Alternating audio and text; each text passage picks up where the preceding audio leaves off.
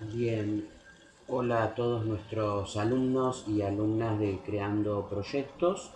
Hoy nos encontramos con un nuevo teórico que trata en la psicología social acerca de el aprendizaje y la creatividad en consecuencia. Todos tuvimos distintas experiencias de escolaridad, es decir, relacionadas con la educación a través de la escuela primaria, de la escuela secundaria o algún estudio terciario o universitario. Eh, Esto hoy nos permite a nosotros opinar sobre los procedimientos de aprendizaje o pedagógicos, los métodos en los cuales hemos aprendido, esquemas didácticos, tratando por ello, cuando opinamos, de evaluar lo que nos dejó esta experiencia escolar. Lo que tendríamos que distinguir primero son dos conceptos que parecen que son parecidos, iguales o análogos, que es la instrucción y el aprendizaje. Lo que vamos a decir es que la instrucción nos lleva primeramente a la idea de la incorporación de datos por medio de la memoria, que se realiza por un entrenamiento y en medio de una mecánica. En cambio, tendríamos que distinguir aquí al aprendizaje porque el aprendizaje nos conecta con estructuras de pensamiento, con la construcción de una visión totalizadora eh, que nos permite comprender el mundo y la acción concreta en él. Entonces tendríamos primero que distinguir lo que es la instrucción del aprendizaje que les acabo de decir. Piaget lo van a escuchar mucho, ya que él desarrolló la teoría del aprendizaje y hizo justamente una distinción entre lo que es la instrucción y el aprendizaje. Otro autor, que se llama Maslow, reflexiona acerca de estas ideas a propósito de su tránsito en la escuela. Él, luego de recibirse de médico, intenta buscar todo aquello que en la institución educativa le permitió enriquecerlo como persona. La conclusión fue muy tajante, ya que plantea que aprendió muy pocas cosas. Eh, También Maslow llamó experiencias cumbre a esto que él dice que lo transformó como persona. Eh, Ejemplo de esto podrían ser, por ejemplo, la experiencia de ser padre o madre, un viaje, un trabajo, inclusive un episodio doloroso eh, que cuando ha sido elaborado eh, merece esta denominación de experiencia cumbre que dice Maslow. ¿Por qué? Porque esta experiencia cumbre proviene de un aprendizaje, de una elaboración en la cual se puso en juego el cuerpo, el pensamiento, el afecto y la acción. Esto ténganlo presente, son conceptos importantes. Para este autor, para Maslow, dice que lo que enriqueció, este aprendizaje que enriqueció a su persona,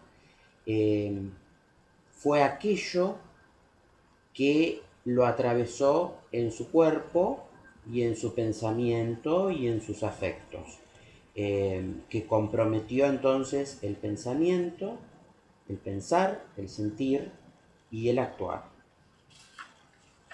Vamos a seguir entonces que el aprendizaje remite a la idea de un proceso. A partir de esto vamos a encontrar en lo que es el aprendizaje tres teorías que son la teoría del ensayo y el error, la del asociacionismo y la del constructivismo. La primera de ellas, la del ensayo y error, es un aprendizaje propio del bebé que investiga por sus propios medios, que prueba, que se equivoca, hasta acertar y lograr el propósito que desea. Esto también lo podemos encontrar en la conducta del científico cuando realiza sus prácticas y experimenta por ensayo y error. Y también en los animales que por sus sucesivos tanteos logra lo que busca. En segundo lugar, vamos a encontrar la teoría del asociacionismo, que es muy propia de la enseñanza tradicional, en la cual el conocimiento es transferido desde alguien que sabe a otro que no sabe. Está muy ligada a la capacidad de la memoria y al concepto de instrucción que hablábamos al principio. El sujeto no incorpora, sino que lo que hace es copiar de la realidad. Hay un mayor nivel de frustración que produce y esto sucede porque el único recurso que se posee en esta teoría asociacionista es el de escuchar, el de leer y el de repetir. El docente tiene el poder del saber y el alumno se pone en un rol pasivo de acopiar el conocimiento, asociarlo y retenerlo. Esta es una teoría que ha tenido mucha predominancia o predominio, que fue tomado como una teoría de aprendizaje durante mucho tiempo, muchos años, y que aún hoy permanece vigente. La tercera teoría constructivista viene de Jean Piaget. Cuando uno habla de la nueva teoría constructivista, piensa que es una teoría nueva y estamos hablando ya de casi 100 años de que su autor, el autor de esta teoría, Jean Piaget, la puso manos a la obra y la dio a conocer. Esta teoría constructivista se trata de que el sujeto aprende a través no de lo que otro le da ya construido, sino que se construye con las propias manos de quien está aprendiendo, del alumno, con su cuerpo y con su pensamiento.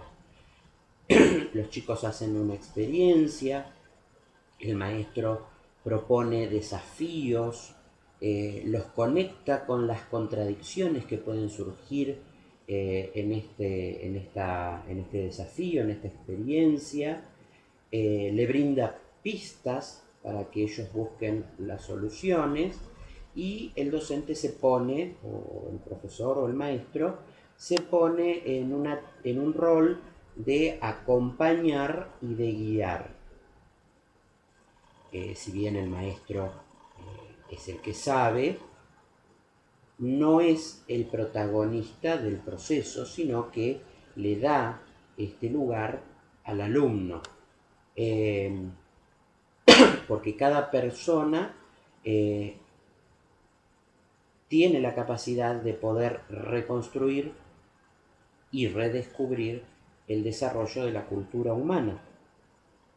Esto lo podemos encontrar en experiencias sencillas en las cuales nos puede pasar en la casa, en la cual nuestros hijos nos vienen con una novedad que nosotros ya la sabemos, pero que para ellos es una novedad porque la han descubierto mediante la construcción de ese conocimiento. También aquí en esta teoría constructivista hay un lugar para el ensayo y el error, porque el alumno, la persona, el sujeto es el que construye ese conocimiento. Después vamos a hablar sobre las dos fases del psiquismo. Freud, que lo habrán escuchado o lo van a seguir escuchando a lo largo de la carrera, le dan importancia a, a lo que él llama la faz afectiva. A la parte de los afectos, Freud le da un estatus, un lugar científico, porque descubre la instancia inconsciente que tiene el psiquismo. ¿Es esto reprimido? ¿Es esto olvidado? Que ha desaparecido del plano consciente, pero que genera síntomas y continúa operando con una presencia decisiva en nuestra conducta. El psiquismo abarca dos grandes áreas, dice, que es el intelecto y el afecto. Desarrolladas por ambas fases, por un lado por Piaget y por el otro lado lo que es Sigmund Freud, lo que es el psicoanálisis. Ambos investigadores, uno por el área del aprendizaje y el otro por el aprendizaje y lo que diríamos la psicología genética, y el otro por el lado del psicoanálisis, tienen una postura constructivista. Abordan dos vertientes del sujeto, entonces, que es el conocer, propio de su aspecto cognoscente, y el saber, patrimonio de un costado deseante. Y ahora lo vamos a desarrollar, que se trata de esto del costado o esto deseante. El aprendizaje hoy supone procesos intelectuales y afectivos vinculados a acciones concretas en el mundo real. La existencia de personas inteligentes que no aprenden confirma estas ideas del constructivismo. En tales casos, el sujeto no pone más que un aspecto de su potencial psíquico. Con frecuencia se observan dificultades en el orden afectivo que impiden que alguien se desempeñe adecuadamente en algún aspecto de su vida, mientras que en otro se muestra hábil y eficaz. Aquí es lo que encontramos en distintas experiencias de aprendizaje, una experiencia concreta que un niño tiene problemas en la escuela con sus compañeros o con su maestro y inmediatamente se notan el obstáculo en el aprendizaje. Aquí no hay una dificultad en la capacidad intelectual del sujeto, sino que lo que encontramos es una dificultad en el aspecto afectivo, ¿no? De un orden externo que lo afecta en su interioridad y le provocan la dificultad del aprendizaje. Entonces aquí lo que vamos a ver de que el sujeto se va a encontrar con un aspecto cognoscente, es decir, algo que quiere conocer, pero también con un aspecto deseante, algo que desea conocer. La psicología social nos enseña que cuando los obstáculos de ese origen son disueltos, esto lo que es afectivo, la inteligencia se libera de esa carga y puede lograr entonces penetrar el objeto de conocimiento. Esto lo vamos a encontrar continuamente en experiencias concretas, como les decía, en el grupo operativo.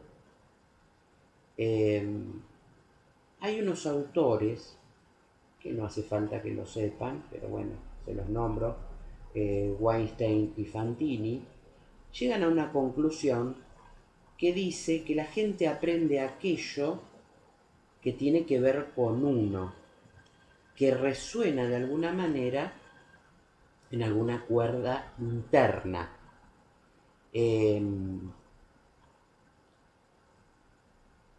Es decir,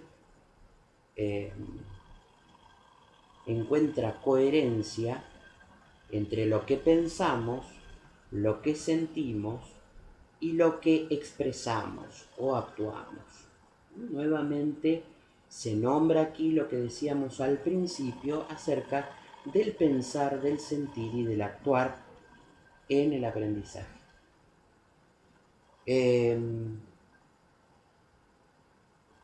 Algunas de las necesidades básicas universales más profundas que tenemos son ser queridos por los demás, sentirnos seguros, sabernos respetados, querer a otros, tener potencia, comunicarse adecuadamente.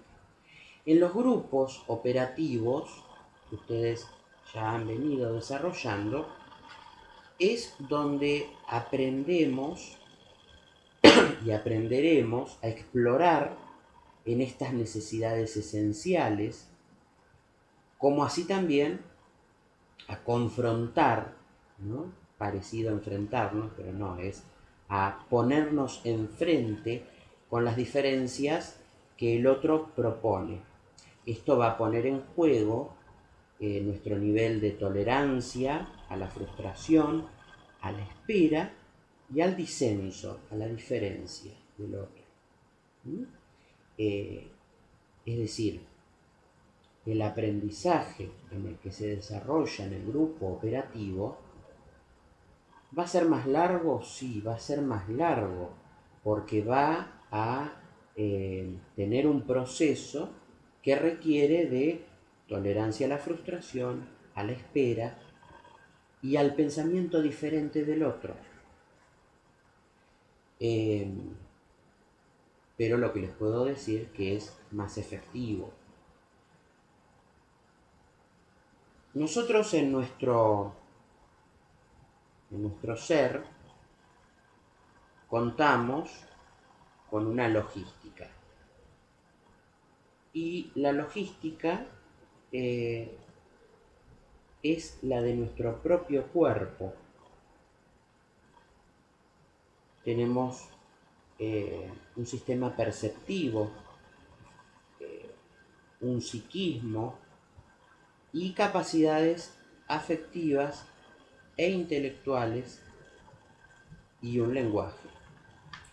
El cuerpo es este equipo logístico que viene dado por vía genética. El psiquismo, en cambio, se construye desde el mismo momento de nuestro nacimiento, en el marco de un soporte psicológico que ofrecen nuestros padres. El primer aprendizaje entonces va a llegar a través de los vínculos tejidos entre el bebé y los adultos, como efecto de la satisfacción de las necesidades más elementales. Esta instancia se llama lo que diríamos un protoaprendizaje, que va a modelar la personalidad del individuo, va a modelar el temperamento, su forma de ser, su forma de aprender. De aquí que es tan importante, porque dado que todo aprendizaje se concreta en el seno de una trama social de vínculos, el clima afectivo que hay en estos primeros años va a determinar nuestro estilo de conducta. Es decir, si en el seno familiar tuvimos cariño en la puesta de límites, no quiere decir que no las haya habido, pero que ha habido un afecto, un cariño en esa puesta de límites, un estímulo, un reconocimiento, una contención en las situaciones de aprendizaje, en las distintas situaciones, las condiciones, el aprendizaje va a ser óptimo. En cambio, si en ese seno familiar ha habido siempre frustración, violencia, inestabilidad, nuestras experiencias de aprendizaje son pobres y estereotipadas. Esto no significa que es una condena de por vida, y si vine de ese tipo de crianza o de modo de aprendizaje en esos vínculos, no hay forma de reconstruirlo. Justamente la escuela psicosocial lo que propone es dar instrumentos reparatorios, ¿sí?, por medio del grupo operativo como dispositivo privilegiado, donde se ponen en la mesa, ¿no?, o se ponen de manifiesto estas estructuras rígidas de conducta para poder así ser trabajadas. En los grupos también vamos a conocer los modos de aprender de otros. Es una nueva modalidad de aprendizaje para ustedes porque se privilegia la pregunta por sobre la respuesta. La pregunta te abre caminos al pensamiento, instala dudas, estimula la fantasía y la creatividad en consecuencia, y va a enriquecer este proceso de aprendizaje que ustedes van a llevar a cabo. Hay incomodidad, por supuesto, y confusión, porque se tiran pistas, se dan rastros, se dan incógnitas que tienen que ser trabajadas, y no se dan en este caso soluciones inmediatas, una respuesta inmediata. Tener una respuesta inmediata significa una actitud, volvemos a decir, de instrucción pasiva. En cambio, buscar una respuesta a partir de preguntas supone acción, el protagonismo está en quien justamente lo va a buscar, y propone una construcción del propio ser y un cambio en consecuencia. Como les decía anteriormente, nos encontramos con obstáculos, porque obstáculos, es decir, resistencias a esta forma de aprendizaje. Nos da temor porque hay un encuentro con lo nuevo que no conozco, y tememos la pérdida de aquello seguro que sí sabemos. Aparecen desacuerdos y, como decía, resistencia. porque hay una teoría nueva, porque hay un modo de aprender distinto, está la novedad del grupo operativo como instrumento de aprendizaje. Los miembros que forman ese grupo operativo son personas que no conocemos. Hay funciones, vamos a decir, que son las del coordinador y del observador, que no conocemos bien sus funciones justamente.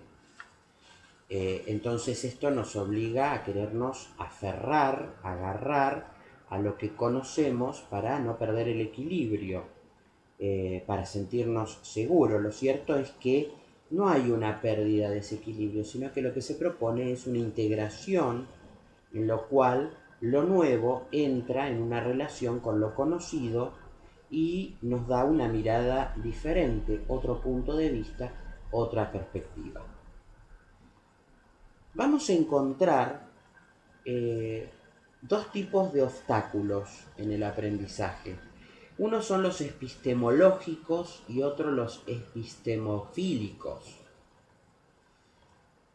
Lo que hay que saber es que los obstáculos, las trabas en el aprendizaje epistemológicas, son las que vienen del estudio, del conocimiento, son de un orden científico, ¿no? Que son dudas acerca de un objeto de conocimiento. Los obstáculos epistemofílicos son los que vienen de nuestros afectos. Es más bien social, proviene de una limitación localizada, perdón, eso es lo epistemológico. O sea, es decir, el obstáculo epistemológico es el que viene del conocimiento que tiene que ver con lo social, porque uno aprende en un grupo, entre otras personas, de un saber colectivo, ¿no? Uno construye un saber en forma colectiva. El obstáculo epistemofílico es el que viene del orden personal ligados a los afectos del sujeto, del entorno familiar,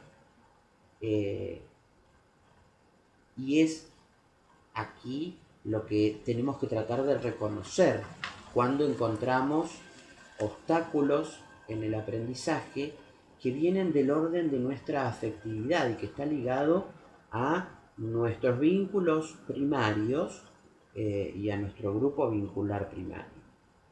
Son trabas, ¿no?, de orden personal. No están ni bien ni mal que surjan, todos la tenemos. Lo que se trata es de reconocerlos, encontrarlos, cuáles son estos obstáculos.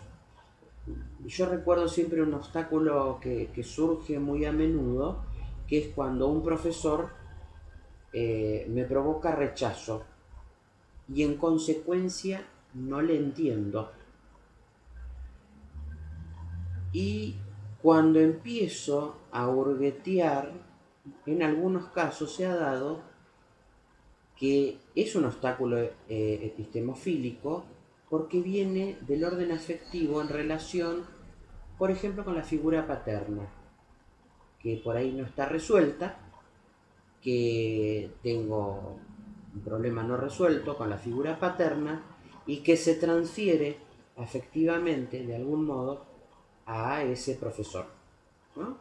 Entonces, me niego, me cierro a la posibilidad de aprendizaje, porque no quiero descubrir o no descubro este obstáculo que viene desde el orden afectivo. Cuando yo lo descubro y lo puedo hacer consciente, traer al plano consciente, lo puedo trabajar, disociar de esa figura paterna por ahí no resuelta, se abre y se disuelve el obstáculo. Eso es un ejemplo de un obstáculo epistemofílico que puede suceder. En los grupos operativos trabajamos justamente para movilizar estos obstáculos que provienen generalmente de mitos y mandatos, ¿no?, que tenemos en nuestra primera infancia, para disolverlos, estos obstáculos, y también elevar nuestra capacidad de tolerancia a ansiedad que provoca lo nuevo. Freud nos plantea que el sujeto recurre para controlar esta ansiedad a procedimientos inconscientes que se llaman mecanismos de defensa. Uno de ellos es la negación. No sé, no lo aprendo, no lo voy a aprender. Ahí inmediatamente no me da la cabeza. Esto es un claro mecanismo de defensa, de negación. Lacan, que es otro psicoanalista francés que viene luego de Freud, concibe y dice que el hombre es un sujeto deseante. Distingue el deseo, lo estructural, del interés o las ganas, es decir, lo transitorio. Nosotros tendemos al equilibrio, a la conservación de lo que es, pero tenemos una estructura deseante que nos lleva a una acción y en consecuencia a un desequilibrio, porque esa acción nos lleva a algo nuevo y eso nuevo es algo desconocido y nos provoca desequilibrio. El deseo es inconsciente y aflora por la vía del pensamiento, por la fantasía, por la especulación, por la conducta adaptativa. En el proceso de aprendizaje que trabajamos en el grupo operativo, vamos a encontrarnos con tres momentos o instancias, que es el de la pretarea, la tarea y el proyecto. En la tarea prevalecen las molestias, prevalecen los obstáculos epistemofílicos y los mecanismos de defensa. Es lo que en el deporte se llamaría un precalentamiento. La pretarea no necesariamente va a estar al principio de la reunión del grupo operativo. Puede surgir en distintos momentos, puede surgir muchas veces al principio, pero también puede aparecer o reaparecer luego de haberse iniciado la producción grupal o tarea. En los grupos laborales la pretarea, este precalentamiento, supone una pérdida de tiempo, pero en nuestra concepción psicosocial la pretarea es fundamental, porque es ese precalentamiento que nos permite, una vez abordado, sacar ese obstáculo y poder sí ir a la tarea más alivianados. Entonces en la tarea vamos a trabajar justamente ya alivianados de esas molestias que fueron las molestias, los desajustes en la comunicación. La tarea de ese modo va a ser rica. De lo contrario, si yo no me puedo sacar ese peso en la pretarea, la tarea va a ser pobre y difícilmente se pueda llegar a la siguiente instancia, que es la concreción de un proyecto. El proyecto uno siempre lo tiene como algo grande, como algo conclusivo, y en realidad en cada encuentro del grupo operativo se da un proyecto. No es específicamente el trabajo práctico. El trabajo práctico es un modo de visibilización de ese proyecto. Lo que decíamos al principio, durante el teórico, y volvemos a repetir ahora, en este aprendizaje interviene el sentimiento, el pensamiento y la acción. Es decir, yo voy a aprender si atravieso ese objeto de conocimiento o ese teórico a través de todo mi ser, cuando atraviesa mi cuerpo.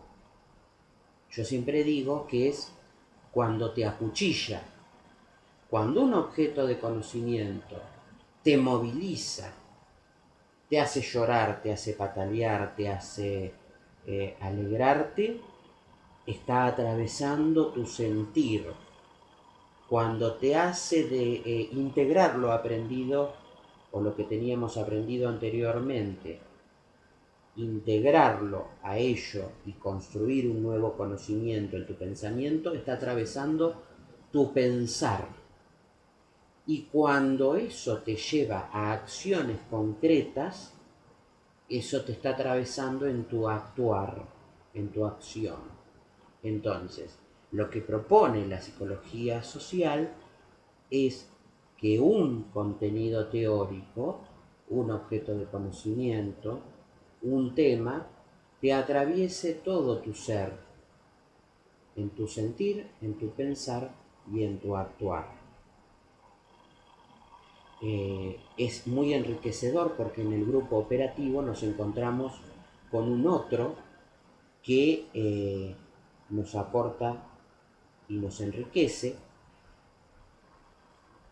por medio de un código propio que se va armando en ese grupo por medio de la comunicación y la cooperación. Y de ese modo se encara entonces un proyecto. Siempre se dice que esto se dibuja en una forma espiralada. ¿Por qué no es directamente ascendente? Porque ascendente significa que no hay un proceso de retrocesos y progresos.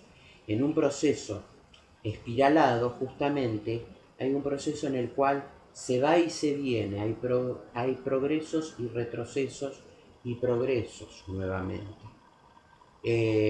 No es justamente un crecimiento lineal, sino que se supone de avances y retrocesos, dudas y certezas, momentos de desconcierto y momentos de construcción notoria. Lo que ustedes van a hacer seguramente en el grupo operativo es tratar de reconocer esta forma de aprendizaje que ustedes han ido desarrollando en esta etapa de la cursada.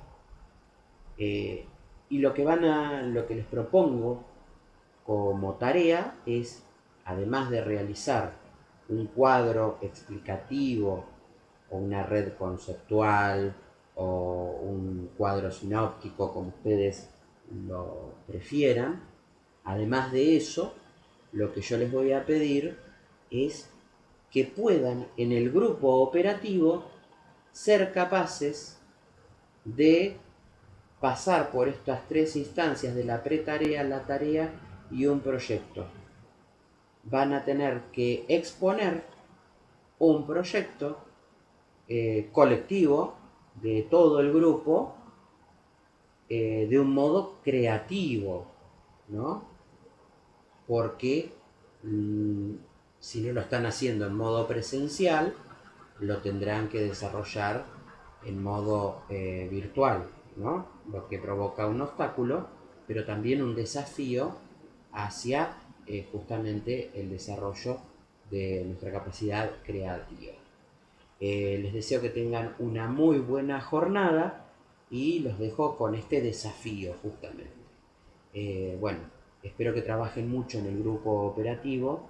Es un teórico relativamente corto, pero muy enriquecedor y que lo tienen que tratar de desarmar, ¿no? De rumiarlo para poder justamente sacar toda su riqueza. Que tengan buena jornada.